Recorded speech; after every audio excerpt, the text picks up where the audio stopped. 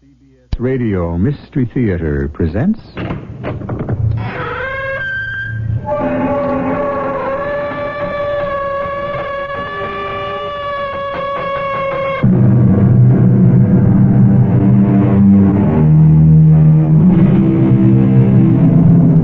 Come in.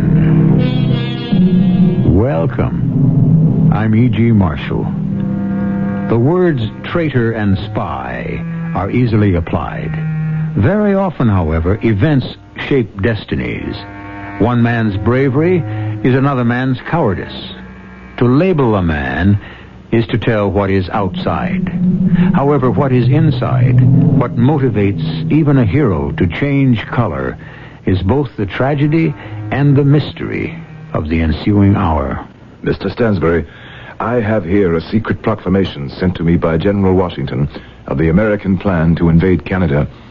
8,000 troops are expected from our ally, France, for that campaign. You said 8,000? The British wanted specifics. Well, specifics is what I'm giving you. Benedict, that information is secret. Are you sure that you should divulge... The die is cast, Peggy. There is no turning back.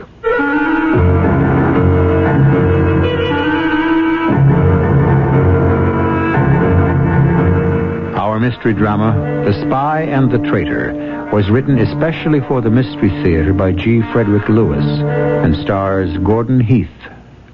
It is sponsored in part by Buick Motor Division and Contact, the 12-hour cold capsule.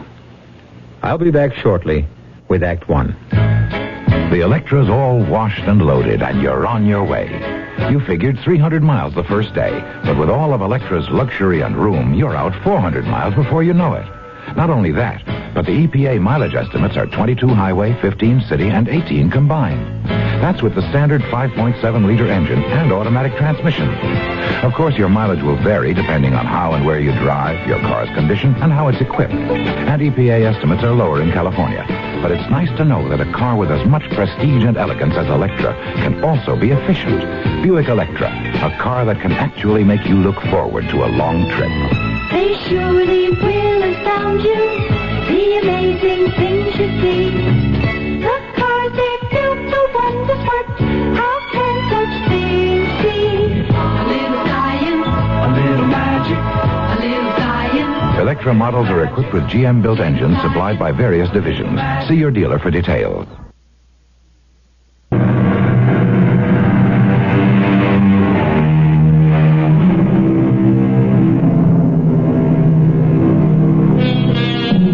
He was 39 years old, a war hero, a loner, daring to do battle against odds and without orders, feared by the enemy and disliked by his soldiers.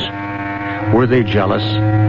Was there a place in revolutionary America for a brilliant general who had the reputation of being a one-man army? He was wounded in battle, decorated, and sent home at 39. He was engaged to marry a girl of 17. His name was Benedict Arnold. They all hate me. The Army, Congress, everyone. Oh, not hate, Benedict. They're envious of you. Who in his right mind wouldn't be? You're the best general old George ever had. The best? You may be right, Peg. I have a feeling for fighting. I've had it since I was 13 in the French and Indian Wars. George Washington... A bullet never whistled past him till he was 21. I know General Washington appreciates your worth. I'm not so sure, Peggy. I wish he would speed up this ridiculous court-martial so that I could clear myself. Then I don't want to hear any more about it. Don't fuss so. Waiting. How I loathe it.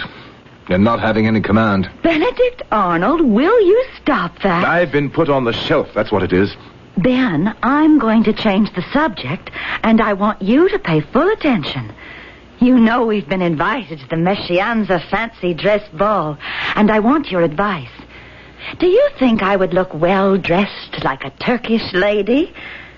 Ben? Ben, are you listening to me? 5 new major generals, and I was passed over. Ben, if you're going to go on and on over that stupid court-martial, when everyone knows you'll be cleared, I'm going to have to ask you to leave.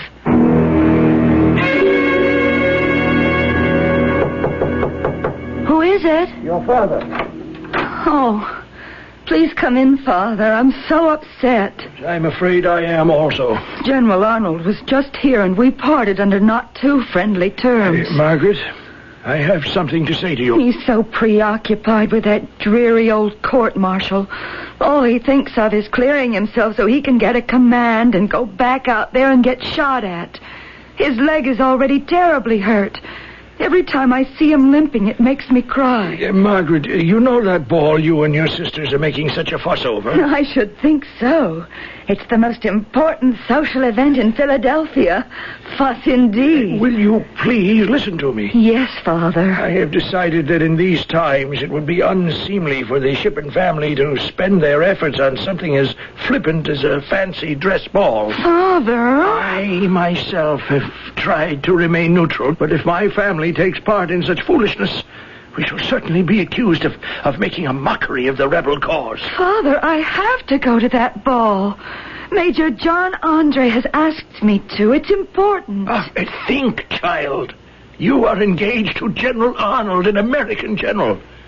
Not so very long ago, his superior, General Washington, asked 2,000 men to freeze and die at Valley Forge. You cannot be seen dancing with the British here in Philadelphia while widows are weeping over the graves of their soldier husbands. Oh, no. We have no money. No money coming in. As you know, when this city fell to the British, I decided not to help either side, to wait it out. Oh, these are not times to indulge in lavish entertainments. It's this awful war. I wish that darned old George Washington had never gotten it into his head that we should be separated from Great Britain. It makes me so angry. Margaret, please keep that sentiment to yourself. We may be forced to swear allegiance to the American flag. Besides, there's much merit in their point of view. You may think so, Father, but I shall never. I hate this stupid revolution and what it's done to people of culture and breeding.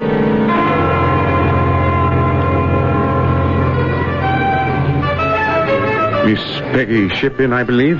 Major John Andre, an honor. What an exquisite gown. Thank you. I hadn't expected you at the ball. Why not, Major Andre?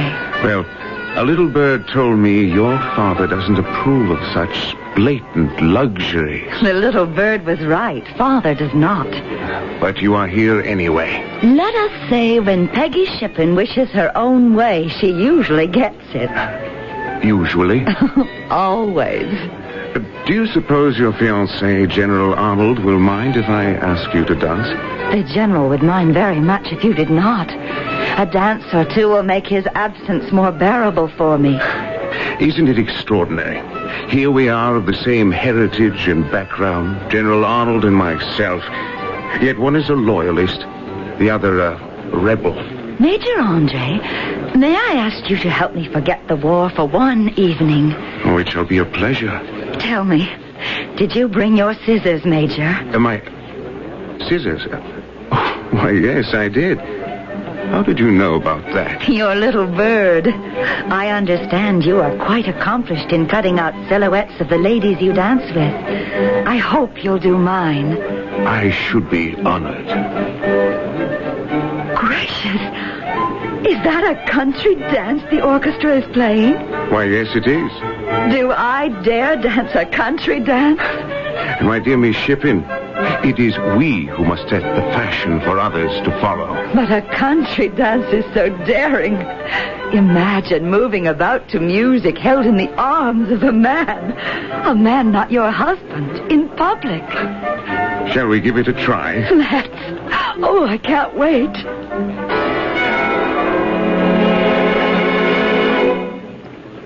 I am absolutely exhausted. 4 whole country dances. Miss Shippen. Peggy. Oh, good. Then I can be John to you. Peggy, a glass of punch? Oh, yes. I need something to revive me.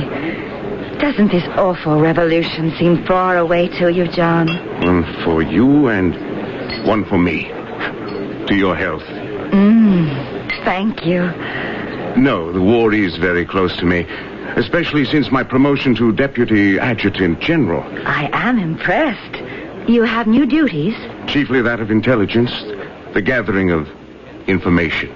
You mean spying? I've said too much already. Now, if you'll allow me, sit there like that, in profile, and I'll take out my black paper and do your silhouette. Only in exchange. Exchange? May I see the scissors? Here, Peggy, what are you doing? Snip, snip. A fair trade. A lock of your hair for my face on paper. I must say, Peggy, for a young lady of your young years, I would say you are one of the most dangerous I have ever met. Because I cut off a lock of your hair as a keepsake? Now, stop blinking your eyes and hold still.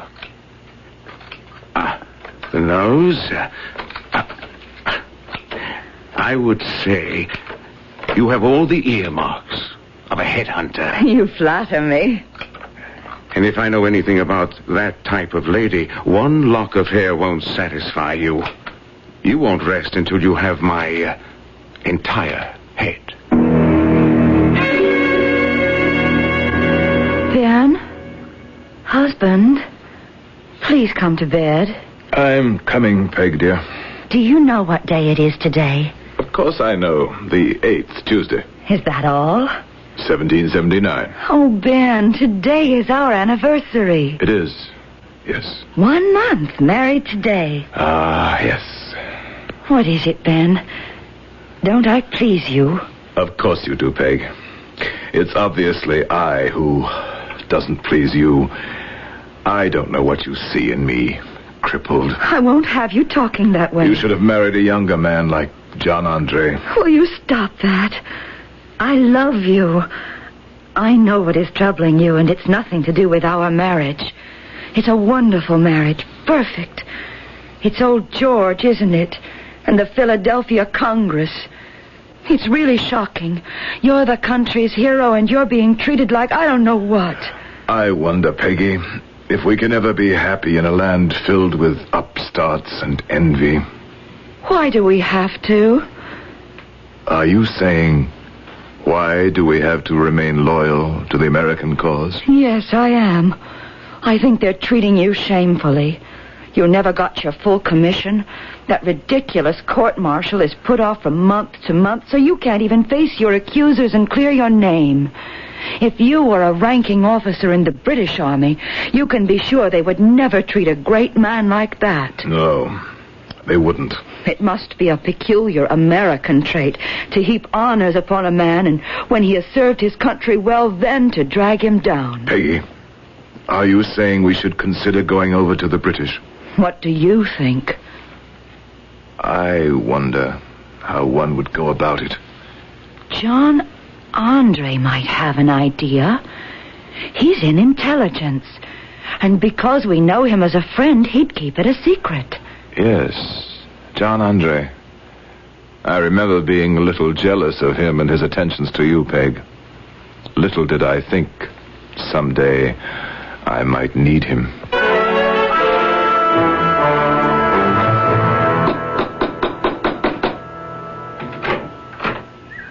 Yes? Is this the Penn Mansion? Yes. General Benedict Arnold? Yes. Sainsbury's the name. I've been informed you are a gentleman interested in the finer things of life, and I have brought with me from Philadelphia some articles of rare distinction which I believe you will appreciate. May I come in? All right. Do so. Are we alone? My wife is upstairs, and of course the servants are about. Yes, I brought with me some exquisite Staffordshire and creamware. My wife attends to the household effects. Is there any place we can talk, General, without being overheard by the servants? Oh, I see. Perhaps in the garden. In the garden. Splendid. Yes, beautiful spot you have here, General. Is that West Point directly south? Why, yes, it is. My wife and I have only recently purchased this property. Yes, I'd like to see a bit more of the Penn Mansion grounds, if I may. And if you'll come with me outside to my carriage, I have some extraordinary samples fit for a connoisseur. It's an opportunity I don't think you would like to pass up.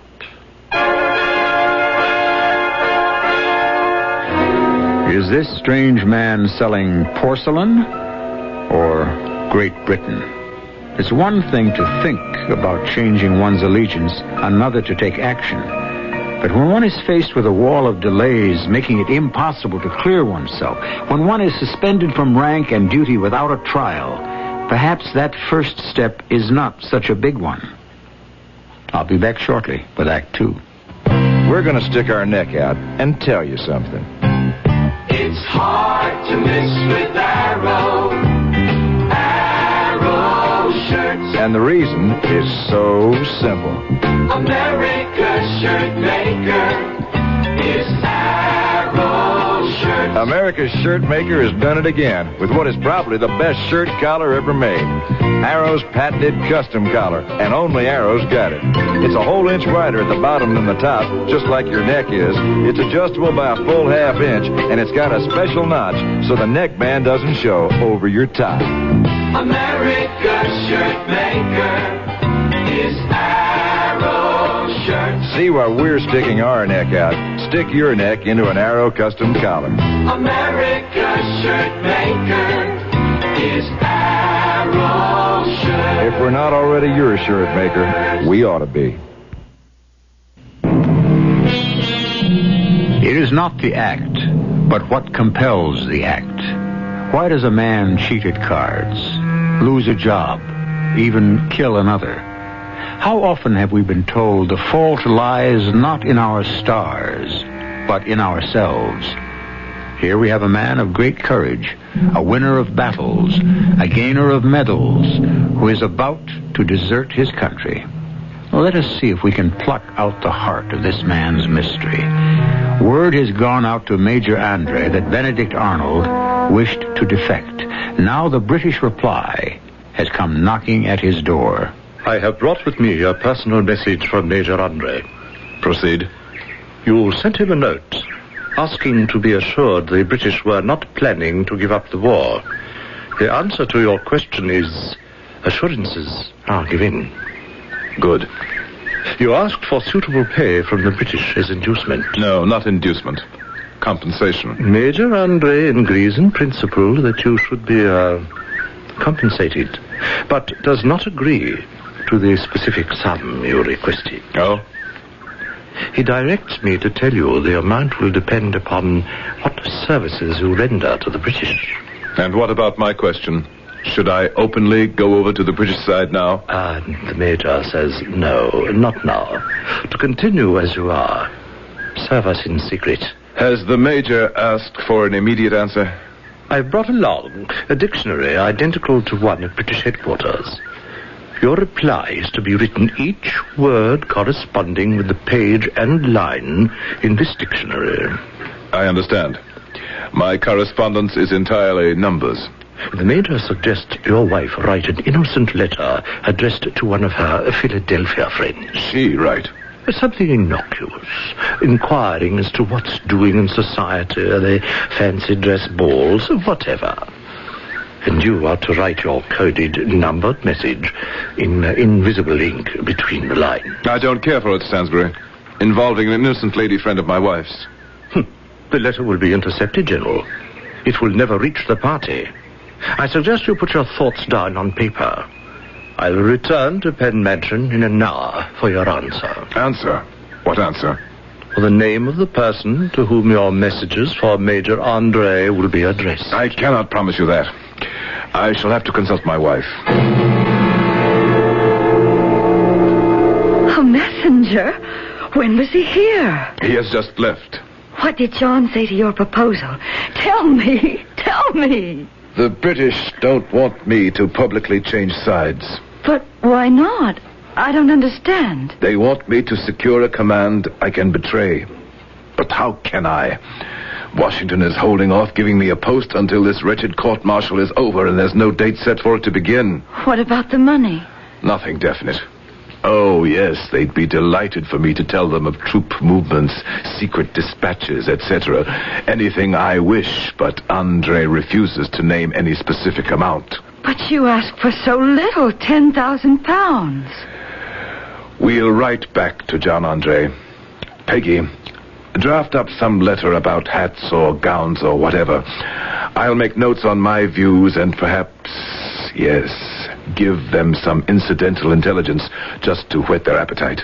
This messenger who's coming back, is our letter to be given to him? No, we're to tell him who in Philadelphia we're writing to. I'll write directly to John himself. Why not? You must be out of your mind. Write directly to Andre. Why, you might as well take your carriage and drive to British headquarters or shout our intentions from the housetops. This must be done in secret. All right, then. I'll address the letter to my father. Now you're talking sensibly. I hope something comes of this. How are you going to send your part of the letter, Ben? Using this dictionary as a code book and writing between the lines of your letter in invisible ink. I see the dictionary, but where's the ink? It makes you wonder, doesn't it? How they ever expect to win this war. That fool agent never gave me any ink. Dear Father, I am well and happy, and to be the wife of this great man has filled my heart and my days. Would you be good enough to forward this letter to our dear friend, Major John Andre? I have asked him the next time he goes to New York, would he buy me material for a pale pink dress of Mantua, decorated with broad ribbon of the same color. John Andre will know. Same color. John Andre will know, as we spoke of such material when last we danced at the Meschianza Fancy Dress Ball. Also satin for matching shoes and one pair of ladies' neat spurs. Love to Mama and the girls, your daughter, Margaret. Williams, bring me a candle and that dictionary in the far left-hand corner of the bookcase, and then leave me. I'm not to be disturbed. Good. It's all decoded now. Now let me see. As my life and everything is at stake, I shall expect a certainty as to what amount you will pay me. Herewith some current intelligence. General Washington is going to the Hudson. C has given up. C Congress has given up Seaton, Charleston. Congress has given up Charleston. They are in want of arms, men, ammunition to defend it.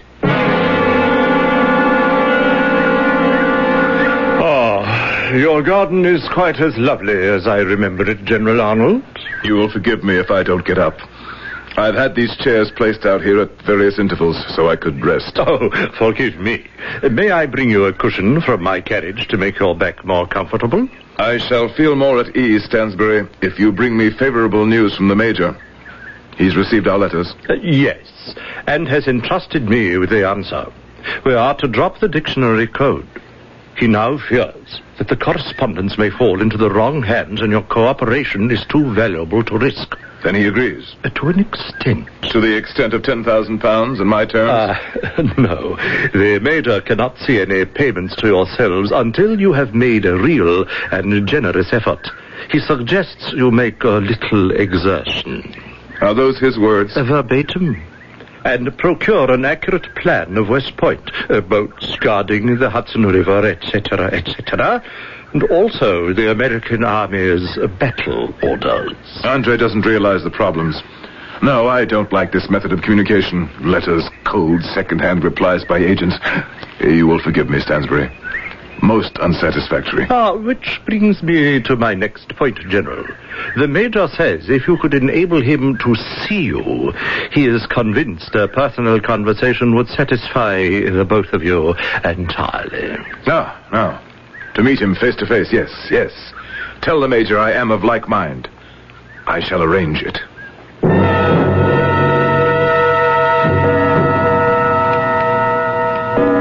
What time is it, Father? It's a little after the noon hour. I'm beside myself with worry. How long does a court-martial take? I don't know, Margaret. Benedict has been dragged into this hearing by enemies, but I know he'll come through it with flying colors. Just you wait and see. Yes, I have no doubt of it. Father, I wish you could be more charitable. No, come along, Margaret. How can you say that? You no longer were able to afford the Penn Mansion. Who put this house at your disposal? Father, I didn't mean that. I told you both it's yours to keep it. I want you to have some place where you can be happy with no worries of mortgages or unpaid bills. We shall have money, you'll see.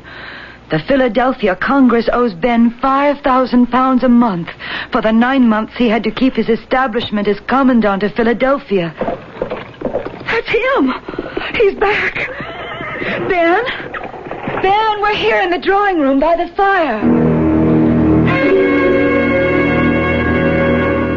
Another brandy, General? No, thank you, Mr. Shippen. One was enough to help me recover. Do you feel up to telling us now the outcome of the court-martial? Are you well enough?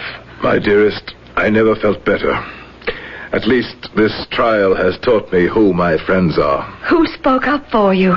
No one. Not a soul. I had no friends. But you were acquitted. Do you remember the story of King Solomon, who, when asked to decide which lady was the true mother of a baby, ordered the infant cut in half and half given to each woman? Yes, and the true mother rejected that. She would rather have her child alive, even in another woman's hands. I feel exactly like a mother whose child has been returned to her cut in half. The verdict was half for me and half against. But like King Solomon's child, my reputation is dead. I was exonerated of some charges, but found guilty elsewhere. Nothing specific. Words like improper conduct, imprudent, were thrown at me like dice. But how could they do that, General? Were they not dealing in facts, specific accusations? When you are disliked, Mr. Shippen, anyone can dig into the articles of war and come up with some catch-all to hang you. Oh, my darling, how wicked of them. They wanted my blood, and they found the catch article, all right. One that forbids, without being specific, mind you, anything an officer might do to, quote, the prejudice of good order or military discipline. The hardest blow of all was the sentence. But if they acquitted you... I am to receive a reprimand in writing from General Washington. Now, Mr. Shippen, I am very tired. I did not sleep at all last night. It was good of you to visit and be here when I returned. Now, if you would be so kind as to leave my wife and myself. I had to talk to you alone, Peggy. Any word as to your meeting with Major Andre? Not when I left the house this morning, but I've been gathering some important news for him. Peggy, we must face the truth. America has turned its back on me. Had I ever any doubts about joining the British, they are dispelled now. Yes? Father, I thought you had gone home. Were you... have you been standing outside the door all this while? No, I was waiting for my carriage when a gentleman came to the door and asked to see you, General. I thought perhaps I should announce him. Who is it, Father? His name is Stansbury. Who was that gentleman who just left? My father. General, I wonder. That is, if Mrs. Arnold does not mind, if you and I... Mrs. Arnold and I are in this together. She will remain by my side. Before you say anything, Mr. Stansbury, to show my cooperation, I'll give you some information. Why, excellent. I have here a proclamation sent to me in secret by General Washington. The American plan to invade Canada. 8,000 troops are expected from France for that campaign. Well, that is new. Major Andre wanted my specifics, did he? Benedict. What is it? You are sure? The die is cast, Peggy.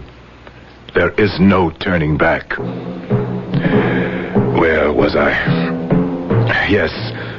Our invasion. The American invasion of Canada. 6 French ships of the line, several frigates, and a number of transports carrying the 8,000 are expected at Newport, Rhode Island in 3 weeks. You may tell Major Andre I shall see Washington myself, and I guarantee I shall be offered the command of West Point. Tell him also, when I meet with the Major face to face, he will have from me a complete report on how that garrison can be taken by the British.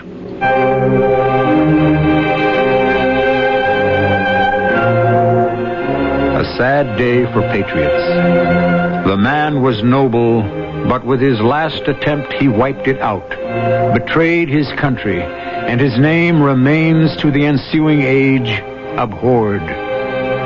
William Shakespeare's prophetic words, written 100 years before Benedict Arnold's betrayal. I shall be back shortly with Act 3. The warm, sunny days of spring are the perfect time to paint your house. The National True Test Paint Week is the perfect time to buy True Test house paint from True Value hardware stores. Hi, Pat Summerall to tell you, now until June the 4th, they offer True Test paints at special prices. For example, you can get True Test Woodsman Solid Color Latex Stain for just $6.99 a gallon. Woodsman enhances the texture of rough wood and beautifies smooth wood, indoors or out. And it comes in 22 rustic flat colors. Or choose True Test Weatherall Acrylic Latex House Paint, the paint that's earned the Good Housekeeping seal, for just $9.97 a gallon at True Value hardware stores. It resists weather, stains, and smog, and comes in white and 35 colors. So take advantage of the special values on True Test paints during National True Test Paint Week, now until June the 4th at participating True Value hardware stores and home centers. And remember that True Value is much more than just a name. It's our way of doing business. And tell them Pat Summerall sent you.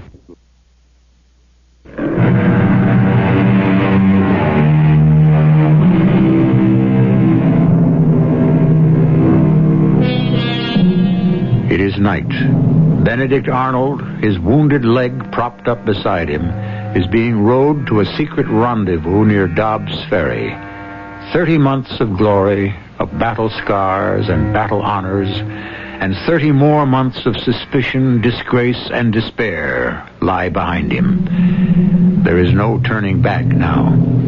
Under the false flag of truce, the British major and the American general, the spy and the traitor, are about to meet. Arnold? Andre, I've been waiting for you. when did you arrive? A few hours ago.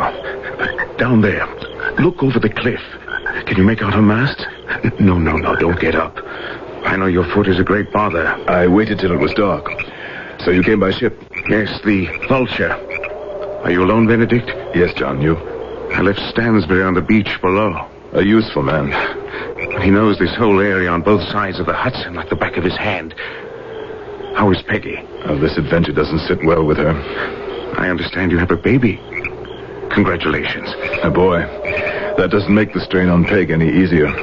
But she insists on knowing everything I do every step of the way. I'm sorry the court-martial did not go well for you, Benedict. It was the next to last straw. Was there a last straw? Oh, yes. Old George himself had to write to me my actions were improper. But I made him eat his words, which he yet doesn't realize. I don't quite understand. It was simple. I made him ashamed that he had to reprimand me. So from there it was only a step to get him to agree I should be the commander of West Point. Yes, old George will learn how foolish it is not to be loyal to Benedict Arnold. That's good news. When do you take command? Soon. But I haven't been twiddling my thumbs, waiting. Now, I have brought with me, John, a detailed drawing of the fortifications. Drew it myself. Here, put it in your pocket. Now, here are my recommendations how best to storm them. Oh, I wish I could take a look at these. We can't light any lanterns here. My guess is, John, if you were to attack West Point before Albany could send reinforcements, the garrison would be yours. Oh, if we had it, our guns trained on the river and inland, why, all New England could be cut off from the rest of the colonies. Men, supplies, everything. And what's that worth to you and your generals? You said 10,000 pounds when last we talked. The price has gone up to 20. Yes, but not for a pile of stones and burnt-out cannon. Add 3,000 prisoners and all the stores, then we would be agreeable. Is that an owl or a signal? It may be Stansbury signaling. Let's hope it's not trouble.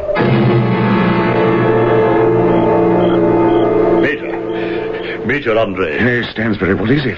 The boatman, sir. The one who rowed us from the Vulture. I took a tour of the beach to keep my eyes open for the enemy patrol, and when I returned, the boatman was gone. I didn't believe him. He told me if the hour grew late, he wouldn't be able to row me back. But I didn't believe him. Will he come back for us in the morning, sir? One would hope so, but who knows? All right, Stansbury, back to your watch down at the river's edge. I'll call you when I need you. Yes, sir. But don't worry, sir. I'll keep my eyes open. It's not a pleasant sensation being in enemy territory. What if there's no boatman in the morning? What then? Your agent, Stansbury, has a house nearby, doesn't he? About a mile upriver? Yes, he has. Then that's where you and I shall spend the night. It'll give us more time for me to explain the drawings and specifications.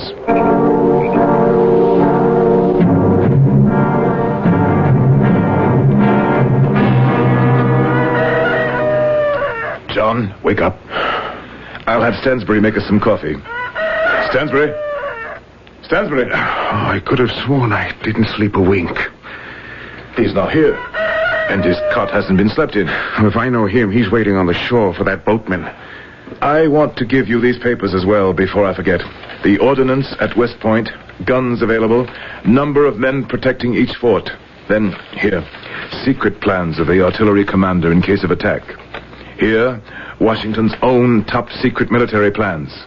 I'd say I could guarantee you at least 3,000 prisoners. If so, the 20,000 pounds are yours. I knew you would see it my way. Expensive soldiers. I don't haggle. The price has gone up in 17 centuries. I don't follow you. One used to be able to buy a man's freedom for 30 pieces of silver. John, I don't care for that. If you British have any second thoughts about doing business with me, please come out and say so. I'm not in the least ashamed of what I'm doing. Neither am I, Benedict. It was thoughtless. It was a thoughtless remark. Put it down to my fears of how I can get safely back to Philadelphia. General! Come in, Stansbury. I've been on the beach since 5 this morning. The boatman didn't return? No, he didn't. But even if he had, there's no warship to take you on. What? The Vulture is gone? One of the local farmers told me he saw it pull anchor and disappear last night. Well, how am I going to get back to our lines undetected? I'd say it's time to consider escape plan number 2. Stansbury, I want you to show the Major the way overland. Stay with him. Of course I will. I've done it many times. On horseback, in my British uniform? You want me to be shot? I'll give you letters of passage. They'll have to let you through the lines. I can give you a long cloak instead of your jacket, sir. Then your breeches and boots won't be seen. Capital. Believe me, John, it's quite safe. To spend the rest of the war in a prison camp. Unthinkable. Were it not for my bad leg, I'd accompany you myself. There's no danger, John. Look, if I had any doubts, would I even consider you carrying these incriminating documents? You're certain? I risk everything also, John. The papers you carry could send me to the gallows.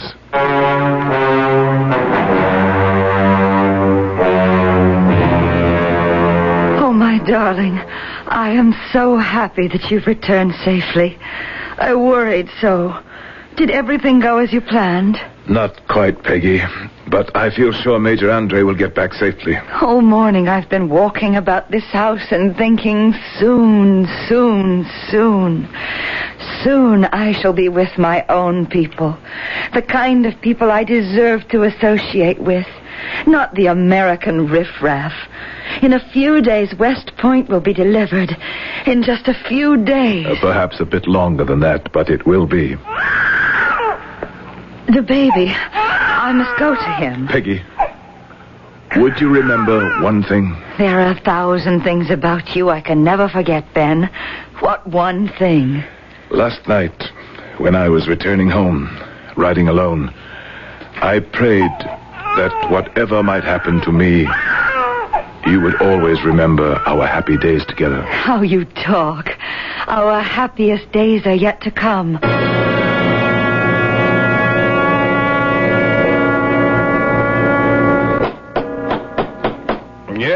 Yes, coming. Stansbury, back so soon? What are you doing here this time of night? Let me in, quickly. Do Do you realize it's 3 o'clock in the morning? All is lost, General. What do you mean? They captured us, Major Andre and myself. I managed to escape. Oh, good Lord. What is it? What's the matter? I'm sorry to intrude at this late hour, Mrs. Arnold, but... John Andre has been captured. No. Go ahead, Stansbury. Tell me how, when, and where. We had come as far as Tarrytown, sir. The British outpost at White Plains, only 15 miles away, when 3 men, armed, stopped us. The Major handed them the General's pass, your pass, sir. I don't think the man could read it. Then he shouted, "You said you were a British officer. Where is your money?" "I have none," said Major Andre. They didn't believe him. "You are a British officer and no money. Search him." They did. They stripped him. Oh, how dreadful. The moment I saw them ahead on the road, barring the way, I said to the Major, "Let's climb up to the right. We'll be hidden in the forest." He would have none of it, but rode straight into their arms. I hid myself and observed the entire capture. Then they found the papers. General, your plans for the taking of West Point. All is over. All is lost. The other 2 stood around while the biggest tried to make out what the papers meant. And then, at last, he said, "This man is a spy." Oh, no. Please, Peggy, don't go on so. Ben, they'll find out.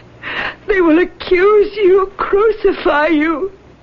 You will be called a traitor. You must save yourself. You must go. Now, tonight. Not lose an instant.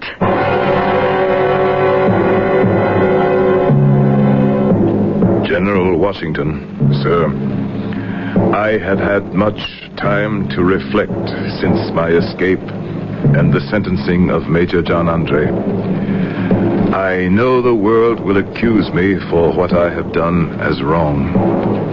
Believe me, sir, I have ever acted from a principle of love of my country. Too often have I, in the past, experienced the ingratitude of my country. I ask not, therefore, for any favor for myself, only that you extend your hand, sir, to protect Mrs. Arnold. I beg she may be permitted to return to her father in Philadelphia. I am alone to blame. No one must share my grief other than myself. Your faithful servant, Benedict Arnold. What news, jailer? General Washington has approved the sentence that you're to be executed as a spy, Major Andre. I foresaw my fate. Is there anything else, Major? I am the victim of misfortune, not guilt. When is the hour? Tomorrow at 5 o'clock in the afternoon. I do have one last request. May I be executed as a professional soldier? Sir? To die like a gentleman and a soldier. Shot, not hanged as a peasant and a spy. I am, after all, still the Adjutant General of the British Army.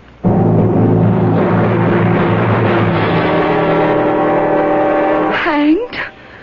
They hanged that great man like a common criminal. Margaret, you must calm yourself. I have no one. You know that, no one. Benedict has deserted me. I'm all alone with my baby. Please. I haven't a friend left in the world. Do you know that? I did have a friend once. A good, kindly good friend. Yes, I did. Look, sir. He was my only true friend. This was his. That lock of hair? A long time ago. At my very first ball, John Andre gave me this lock of his hair. He let me cut it from his head. Do you know what he said to me, sir? Margaret. He said, "Peggy, I know you. You won't be satisfied with one lock of my hair. You won't rest until you have my entire head." Oh, dear Lord, what have I done?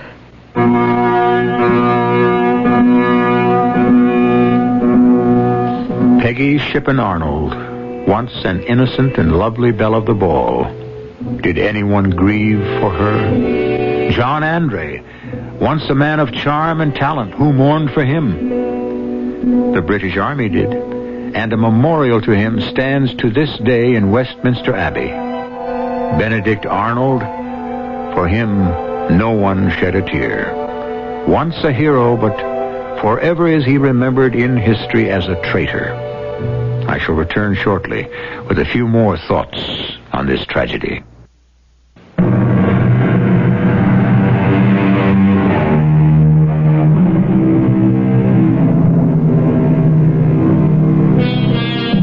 As we look back today at the sad tale of spy and traitor, let us remember there were also very many patriots. One of them, in uniform with Washington, said, "These are the times that try men's souls." The summer soldier and the sunshine patriot will, in this crisis, shrink from the service of his country. But he that stands it now deserves the love and thanks of men and women. Said by Tom Paine in 1776. Today, we can say it no better.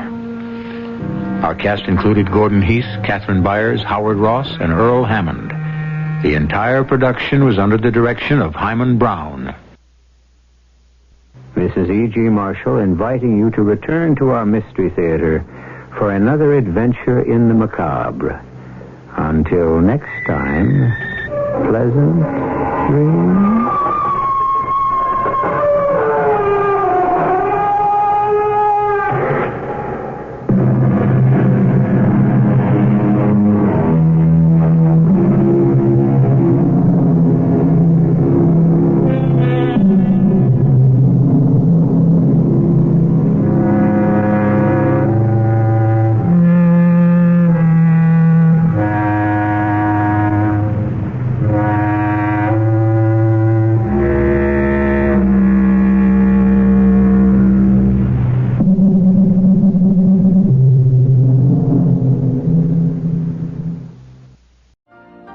You've been listening to the OTR Gold Network.